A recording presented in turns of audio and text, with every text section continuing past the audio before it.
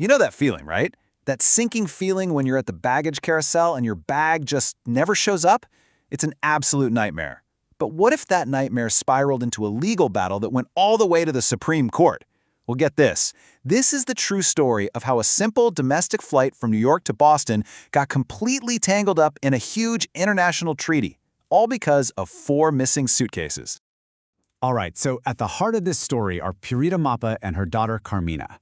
It's back in 1990, and they're on this really big trip. You know, it's one of those exciting but also super emotional journeys. Carmina is about to start her first year at Boston University, and her mom is with her to get her all settled in. They've packed up everything a student needs to start a brand new life in a new country. So let's just quickly trace their steps. They fly from their home in Manila to LA, spend a little time there, and then on August 27th, they hop on a TWA flight from New York's JFK to Boston. Pretty standard stuff. But when they land, disaster. 4 of their 7 bags are just gone. And after months of getting the runaround from the airline, they do what any of us would do when we feel like we've been wronged. They decided to sue. Now, we're not just talking about a couple of lost souvenirs here. The total value of everything in those 4 missing bags was over $11,000. Think about that. This was a massive loss for them, filled with personal items, some antiques, and basically everything Carmina needed to start university. The stakes here were incredibly high. So, after what TWA called an intensive search, what did they come back with? An offer of $2,560. That's not even a quarter of what the stuff was worth. The Mapas accepted it, but only as a partial payment. Fed up with this lowball offer, they decided to take TWA to court back in their home country, the Philippines. And this is where the story goes from a simple lost luggage claim to this incredibly complex international legal fight. See, TWA didn't even argue about losing the bags. Oh no. Instead, they pulled out this massive legal shield, this giant international treaty, and claimed it made it literally impossible for the Mapas to sue them in the Philippines at all. And here's the crazy part. TWA's argument actually worked. The lower courts in the Philippines looked at the case and threw it out, siding completely with the airline. So you have to be asking, how on earth can an airline lose someone's bags on a flight between 2 American cities and then successfully argue that a court in the Philippines has no right to even hear the case? Well, the answer comes down to these 3 words: the Warsaw Convention. It's this major international treaty that was designed to create one single, uniform set of rules for all international air travel. It covers everything from injuries to, yep, you guessed it, lost luggage. And the really crucial part, it spells out exactly where you are allowed to sue an airline. And let me tell you, the convention is super restrictive. TWA argued that under its rules, the Mapas had only 4 choices for where they could file their lawsuit. They could sue in Kansas City, where TWA was based. They could sue in Bangkok, because that's where the TWA tickets were technically purchased. Or they could sue in Boston, their final destination. You see the problem, right? Manila, or anywhere else in the Philippines, just wasn't on that list.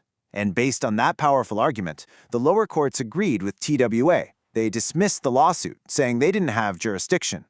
For the Mapa family, it must have felt like their fight for justice had just hit a solid brick wall. But here's the thing. The Mapas did not give up. They appealed, and they kept appealing, all the way to the Supreme Court of the Philippines. And this whole multi-year legal drama, it all boiled down to one single critical question.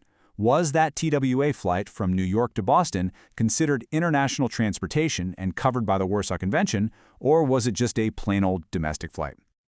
Okay, so here's how the 2 sides broke down. TWA's whole argument was that this entire trip, starting back in Manila on a totally different airline, was one single operation. As proof, they pointed to some little handwritten notes on the TWA tickets and a form the Mapas filled out after their bags were already lost. But the Mapas argued, no way, these were 2 separate journeys. They had 1 ticket with Philippine Airlines and a totally separate ticket with TWA. The Supreme Court just cut right through all that noise and focused on the one thing that truly mattered.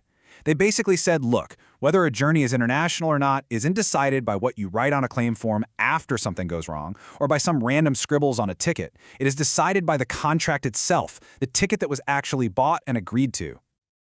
So, with that in mind, how did the Supreme Court actually rule? Well, they went back and looked at the tickets themselves, the actual contract. And what they found completely flipped this entire case on its head. And the verdict was in. The Supreme Court declared that the TWA tickets were a contract for domestic transportation. Period. That meant the Warsaw Convention didn't apply. Just like that, the airline's seemingly unbeatable legal shield was completely shattered.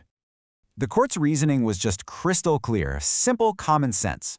First, they looked at the TWA tickets. They only listed American cities, LA to New York to Boston. Second, there was zero proof that TWA and Philippine Airlines were working together on some kind of single operation. And third, and this is the big one, a form you fill out to claim your lost luggage can't just magically go back in time and change the original contract you made when you bought the ticket. The contract is the contract. So, it's a great story. A family got justice for their lost luggage, but it doesn't really end there. The Mapa case leaves all of us with a really, really important lesson for anyone who travels. It all comes down to understanding what you're actually buying when you get that plane ticket. Think about it. The next time you're booking one of those complicated trips with a couple of different airlines and a few stops, this case should pop into your head. It really forces us to ask, legally speaking, what kind of journey am I really on, and what rules are going to apply if something goes wrong? So here's what you really need to remember from all this. Just because you have multiple flights doesn't mean it's one single operation in the eyes of the law. Separate tickets almost always mean separate contracts, and that can mean totally different rules apply. At the end of the day, the contract you're holding, your ticket, is the final word. So the next time you book a big trip, just ask yourself, am I buying one single journey or several? Because as the Mapa family discovered, the answer to that question could be worth thousands of dollars.